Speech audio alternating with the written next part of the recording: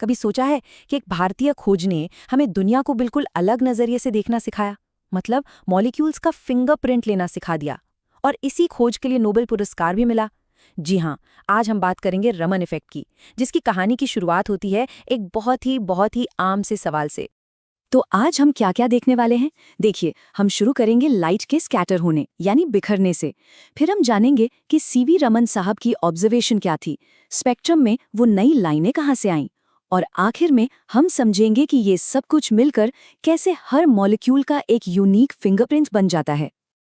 तो चलिए शुरू करते हैं पहले टॉपिक से, प्रकाश का प्रकीर्णन। अब ये एक ऐसी चीज है जिसके बारे में हम सब ने स्कूल में पढ़ा है ना, लेकिन कहानी में एक बहुत दिलचस्प मोड़ है। तो सबसे पहला और सबसे क्लासिक सवाल, आसमान नीला क्यों दिखता है? इसका जवाब दरअसल सूरज की रोशनी के सफर में छुपा है। जब सूरज की रोशनी हमारे एटमॉस्फेयर में आती है तो वो हवा में मौजूद छोटे छोटे पार्टिकल्स से टकराती है, और होता ये है कि नीला रंग बाकी रंगों के मुकाबले कहीं ज्यादा बिखर जाता है, यानी स्कैटर हो जाता है, और बस यही बिखरा हुआ नीला रंग हमें आसमान में दिखाई देता है। अच्छा, साइंस की भाषा में इसी चीज को हम कहते हैं रेले स्कैटरिंग। थ्योरी बहुत सीधी सी है। हवा में जो पार्टिकल्स हैं वो सूरज की रोशनी में से नीले रंग को सबसे ज्यादा फैलाते हैं, और वही फैली हुई बिखरी हुई रोशनी हमारी आंखों तक पहुंचती है। सिंपल। पर यहाँ एक बहुत बहुत जरूरी बात है। रेले की थ्योरी के हिसाब से बिखरने के बाद लाइट की फ्रीक्वेंसी यानी उसकी एनर्जी बिल्कुल भी नहीं बदलती।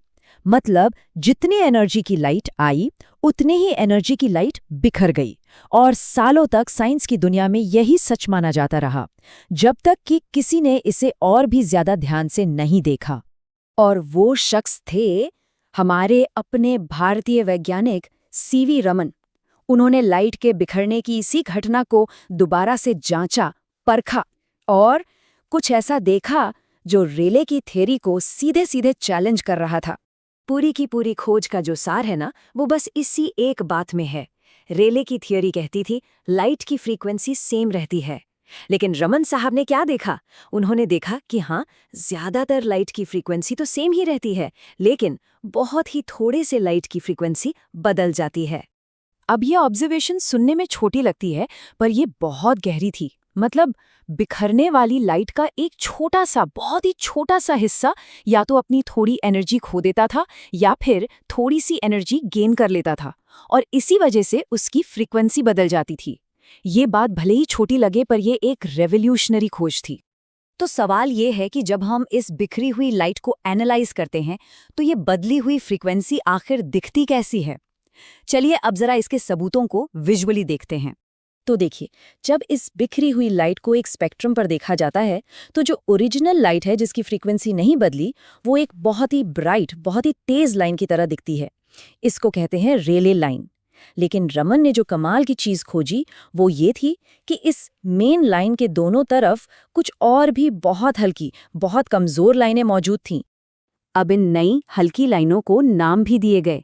वो लाइनें जिन्होंने अपनी एनर्जी खो दी थी, मतलब जिनकी फ्रीक्वेंसी कम हो गई थी, उन्हें कहा गया स्टोक्स लाइन्स। और वो बहुत ही रेयर लाइनें जिन्होंने एनर्जी हासिल कर ली थी, मतलब जिनकी फ्रीक्वेंसी बढ़ गई थी, उन्हें नाम दिया गया एंटी स्टोक्स लाइन्स।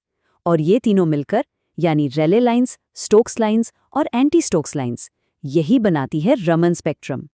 और हाँ, इन लाइनों की चमक में जमीन आसमान का फर्क होता है। सोचिए, रेले लाइन अगर सूरज की तरह है तो स्टोक्स लाइनें उसके मुकाबले बस एक बल्ब जैसी हैं, और एंटी स्टोक्स लाइनें वो तो एक मोमबत्ती की लौ की तरह है, इतनी कमजोर कि उन्हें डिटेक्ट करना भी एक चैलेंज होता है। ठीक है, तो हमने ये तो देख लिया कि क्या होता है, पर अब सबसे बड़ा सवाल, ऐसा होता क्यों है? लाइट की फ्रीक्वेंसी आखिर बदल क्यों रही है? इसका जवाब हमें मिलता है क्वांटम वर्ल्ड में, यानी मॉलिक्यूलर लेवल पर। तो देखिए, ज्यादातर केस में क्या होता है, लाइट का एक पार्टिकल यानी फोटॉन आता है और एक मॉलिक्यूल से टकराता है।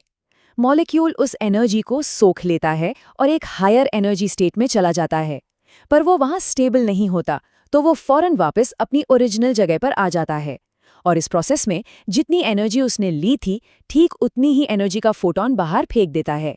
एनर्जी में कोई लेन देन नहीं हुआ, तो नतीजा हमें मिलती है रेले लाइन। लेकिन कभी-कभी कुछ अलग होता है। फोटॉन मॉलिक्यूल से टकराता है, मॉलिक्यूल एनर्जी सोखता है, लेकिन वापस आते समय वो सारी एनर्जी नहीं लौटाता। वो थोड़ी सी एनर्जी अपने वाइब्रेशन के लिए, अपने कंपन के लिए रख लेता है। अब क्योंकि मॉलिक्यूल ने थोड़ी एनर्जी रख ली, तो जो फोटॉन बाहर निकला उसकी एनर्जी कम हो गई, और इसी कम एनर्जी वाले फोटॉन से बनती है स्टोक्स लाइन। और अब आता है सबसे रेयर केस। सोचिए, एक फोटॉन एक ऐसे मॉलिक्यूल से टकराता है जो पहले से ही एक्साइटेड है, मतलब उसके पास पहले से ही एक्स्ट्रा एनर्जी है। अब वो मॉलिक्यूल आने वाले फोटॉन की एनर्जी भी ले लेता है और फिर अपनी सारी एनर्जी, यानी पुरानी वाली और नई वाली, दोनों एक साथ बाहर फेंक देता है। तो अब जो फोटॉन बाहर निकला, उसके पास आने वाले फोटॉन से भी ज्यादा एनर्जी होती है, और इसी से हमें मिलती है वो बहुत ही हल्की एंटी स्टोक्स लाइन। तो ये तो हो गई पूरी फिजिक्स, लेकिन अब आते हैं सबसे जरूरी सवाल पर। ये सारी कहानी हमारे लिए इतनी ज्यादा जरूरी क्यों है? इसका असली इस्तेमाल क्या है? और इस खोज का असली जादू यहीं छिपा है। फ्रीक्वेंसी में ये जो बदलाव हो रहा है ना, जिसे हम रमन शिफ्ट कहते हैं, वो इस बात पर बिल्कुल डिपेंड नहीं करता कि आप कौन सी लाइट इस्तेमाल कर रहे हैं। ये बदलाव सिर्फ और सिर्फ उस मॉलिक्यूल के अपने स्ट्रक्चर, उसकी अपनी बनावट पर निर्भर करता है। मतलब हर मॉलिक्यूल का अपना एक फिक्स्ड, एक खास रमन शिफ्ट होता है। और बस यही इस पूरी खोज का दिल है।